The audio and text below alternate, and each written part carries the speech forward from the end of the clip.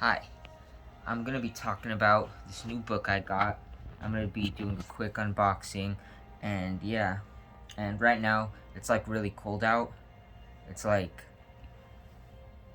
I don't know, it says it's like, it feels like -8 or 0. I don't know what it is right now, but it's really cold, and that's the American numbers. I am not going to translate that for the Europeans and anyone else who doesn't use our system. But I got this Ringo shirt on. I got that when I saw him in 2018. But yeah, it's a very special book. So, here's the package. I'm gonna open it up real quick. Rah!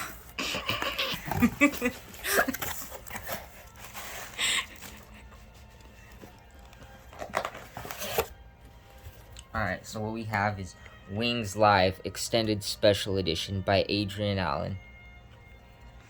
Okay, so this book had a regular edition. That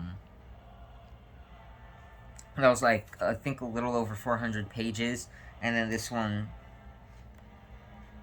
has like 630 something, I think. But it basically talks all about Paul McCartney and Wings touring from their first show, February 9th, 1972, which is my birthday, and all the way up to the Japan weed bust thing in January of 1980, which was, yeah, Wings never performed after that and basically broke up. But I've briefly started this book, and it's really good. The author has a few other books on Paul. I know he has Volume 1 and Volume 2 on just like a music appreciation thing for Paul. I don't know exactly what's in it. It looks like it's kind of like an analysis, but I haven't read it yet, but I do want to someday. And he also has a book about Paul's 89-90 World Tour, which was basically his first world tour since he started his last Wings tour in 79. That was only in Europe. And the 89 tour is like basically when he really started focusing on not just his solo career or whatever, or Wings, but a lot of Beatles stuff too. But yeah, I wanted to make this video a couple days ago because I had a lot I wanted to say on it, but now I can't remember. But it has a whole, I think I read that the original book did not have this, and so I think it might be new to the special edition, but it has a features page, and it explains what the features are. But some things it talks about is the Wings tour bus appeal, which is really cool. They have this amazing, badass, like, double-decker tour bus in 72, and I guess somehow it got lost. I don't know all the facts, but it was recently found a couple years ago, around the time that the tour turned 50 years old, and they restored it. And yeah,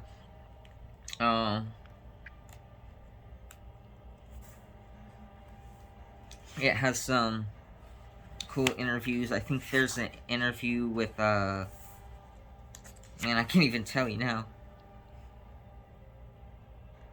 I think there's one of John Lennon's drummers telling about when he met Paul. And I think there's some from former Wings members. I want to say Lawrence Juber, but don't quote me on that. What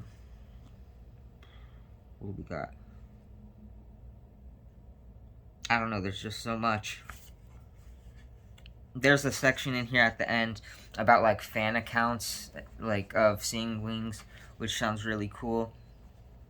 And before it gets into the 72 University Tour, it does have a short chapter about life after the Beatles. There's a chapter about Wings, where are they now?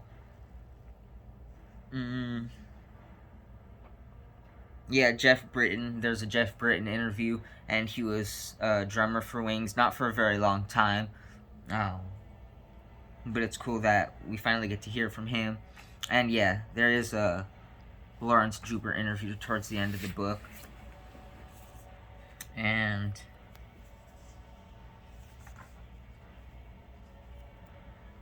there's a section about the horn section that he used for the tour.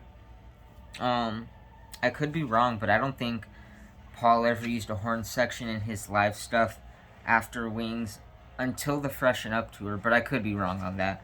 But yeah, it's by Adrian Allan. That's how you spell his name. And for contact, his email is his first name and last name, 12345@gmail.com. And I got this off Amazon for, it's $37 after taxes and stuff. I think I paid like $41 and some change. And then the regular edition on Amazon I saw was for $35. So just for a couple dollars more, you can get the extended. And his website's paulmccartneyafterthebeatles.com. And I think through his website, there's also a hard copy available. I don't think that's on Amazon. But yeah,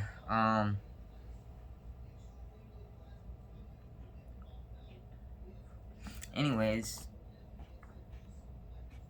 I have a lot to read. I think there's like 200,000 words in this, maybe a little more, a little less, but around there.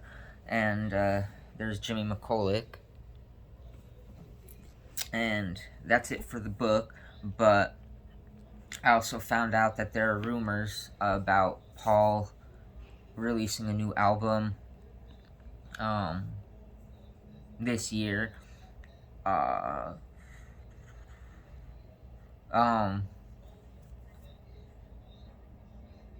don't know, I was just reading a little bit about it on the Steve Hoffman forum, and I guess Andrew Watt, the guy who produced the new Rolling Stones album, met the Rolling Stones through Paul. Like, Paul suggested him as a producer for the Stones, and he told Ronnie Wood that he's been working with him, making some songs, and in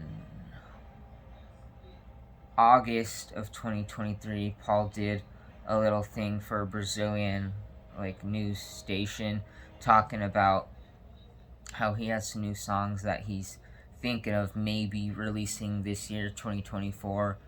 And through his own website, he has talked about working with Andrew since at least 2021. So, and there's a video. I'm not European, so if any Europeans watch this, you guys might hate me for my ignorance, but I don't remember if it was an Italian news station or a French news station. I want to say Italian. But anyways, they mentioned how Paul's going to have a surprise album or something in the spring of this year. And I know it's just a rumor, but I feel like a lot of times rumors with Paul end up being true. Because I remember last year, I saw a newspaper from Brazil that mentioned how Paul's going to be coming to their country. And this was months before Paul even announced any sort of tour going there, or even before Australia was announced.